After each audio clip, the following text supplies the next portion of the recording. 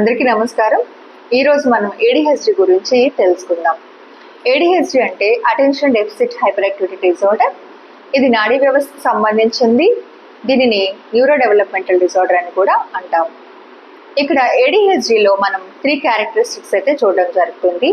1 inattention, 2 hyper activity, 3 impulsivity. మనం first inattention చూద్దాం. ఇందులో పిల్లలకి ఎక్కువ దేని పట్ల కూడా ఆసక్తి అన్నది ఉండదు. అంటే వీళ్ళు ఎక్కువసేపు ఏ విషయం పట్ల కూడా ఏకాగ్రత నిలపలేకపోతారు. ఫర్ ఎగ్జాంపుల్, మీరు హోంవర్క్ ఇచ్చారనుకోండి, అక్కడ 1 గంట పాటు హోంవర్క్ ఉంటే వీళ్ళు ఆ గంటలో ఒక 4-5 సార్లు అటు ఇటు తిరుగుతూ ఉంటారు, లేదంటే డిస్టర్బ్ అవుతూ ఉంటారు. అంటే తొందరగా డిస్ట్రాక్షన్ అయితే అయిపోతారు.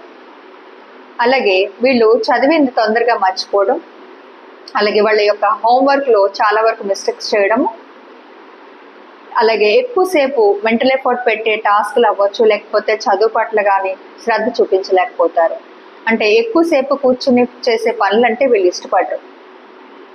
ఇక వీళ్ళు మనం చెప్పిన మాట సరిగా వినిపించుకోకపోవడం, డిసార్గనైజ్డ్గా ఉండడం, అంటే వస్తువులు చిందరవందరగా పడేసేయడం, పుస్తకాలు చిందరవందరగా పడేసేయడం. ఇకపోతే కొద్దిగా మతిమరుపు కూడా ఉంటుంది.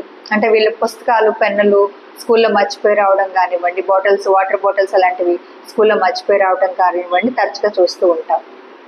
ఇక హైపర్ యాక్టివిటీ దగ్గరికి వచ్చేటప్పటికి ఇక్కడ పిల్లల్లో చాలా హై ఎనర్జీ అనేది ఉంటుంది.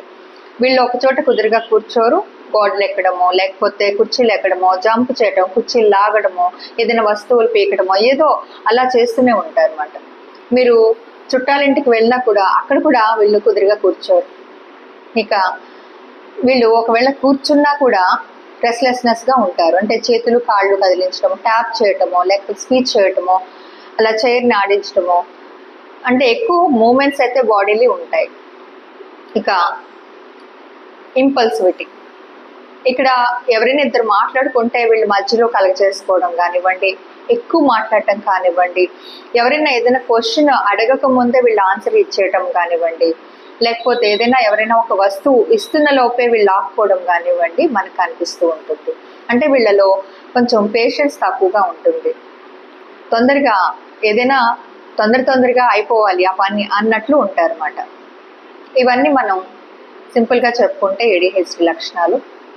ఇంకా మనం డీటెయిల్డ్గా దీన్ని ఎవాల్యుయేషన్ చేసుకోవాలి అంటే ఇక్కడ మనం ఒక క్వాలిఫైడ్ క్లినికల్ సైకాలజిస్ట్ దగ్గరికి వెళ్ళినట్టయితే వాళ్ళు మీకు క్లినికల్ ఇంటర్వ్యూ తీసుకొని మీ పిల్లల్లో ADHD ఉందా లేదా, ఉంటే అసలు ఎంత శాతం ఉంది, మైల్డా, మోడరేటా, సివియరా అన్నది వాళ్ళు నిర్ణయించి మీకు టెస్టుల ద్వారా తెలియచేయడం జరుగుతుంది.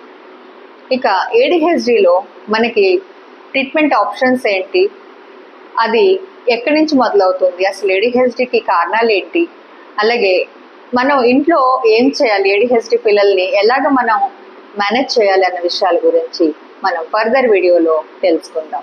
అంతవరకు నమస్తే.